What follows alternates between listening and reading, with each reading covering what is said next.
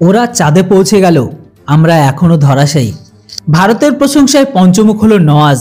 হ্যাঁ বন্ধুরা, ভারত আজকের দিনে চাঁদে পৌঁছে গেছে, কিন্তু পাকিস্তান এখনো মাটি থেকে উঠে দাঁড়াতেই পারল না। আমরা নিজের পায়ে নিজেরাই কুড়ুল মেরেছি।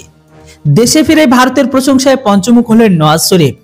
আগামী বছর পাকিস্তানের সাধারণ নির্বাচনে প্রতিদ্বন্দ্বিতা করবেন সে দেশের প্রাক্তন প্রধানমন্ত্রী।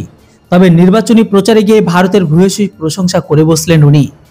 খাইবার পাখতুনখোয়া এলাকার মানসেরা থেকে ভোটে লড়বেন নওয়াজ।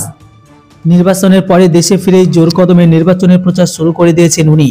তবে মঙ্গলবার নওয়াজ জানিয়েছে, পাকিস্তানের আর্থিক সংকটের জন্য ভারত বা আমেরিকা কেউ দায়ী নয়, আমরা নিজেরাই নিজেদের পায়ে কুড়ুলকে মেরেছি। 2013 সালে ব্যাপক লোডশেডিং হচ্ছিল দেশ জুড়ে, কিন্তু আমরা ক্ষমতায় এসে সবকিছু ঠিক করে দিয়েছিলাম। উন্নয়নের নতুন যুগ শুরু হয়েছিল। বুধবার ভারতের ব্যাপারে প্রশংসা করে পাকিস্তানের প্রাক্তন প্রধানমন্ত্রী তিনি জানিয়েছেন, আমাদের প্রতিবেশীরা তো চাঁদে পৌঁছে গেল, আর আমরা এখনো মাটি থেকে উঠে দাঁড়াতে পারলাম না। এভাবে তো চলতে পারে না। তবে এখানে উল্লেখযোগ্য ব্যাপার এটাই, প্রথম দেশ হিসাবে চাঁদের দক্ষিণ মেরুতে পৌঁছে গেছে ভারতের চন্দ্রযান। পাক সংবাদ মাধ্যম ব্যাপক প্রশংসিত হয়েছে ভারতের অভিযান। তবে গত 2 বছরে কার্যগত ভেঙে পড়েছে পাকিস্তানের অর্থনীতি। ঋণের বোঝায় জোরবার ইসলামাবাদ, দেশের অন্দরে মুদ্রাস্ফীতি আকাশ ছুঁয়েছে।